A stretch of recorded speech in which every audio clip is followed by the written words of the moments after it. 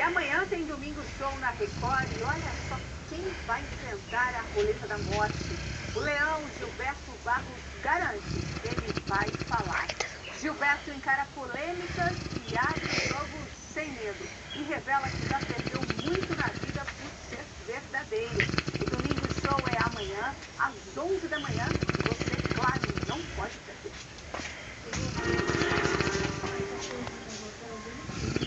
Nós estamos no outono, mas os termômetros podem marcar 31 graus neste final de semana em Goiânia. Natália Mendonça, é isso mesmo? Sempre muito quente aí, né? Vai falar, Zé Polvinho? Quê? Pois é, isso mesmo, viu? Mas isso deve acontecer só amanhã, domingo. Hoje, sábado, o dia já amanheceu bem ensolarado. Vamos dar uma olhadinha aqui no céu de Goiânia. Um céu bem azulzinho, algumas nuvens ali atrás. O dia deve permanecer assim.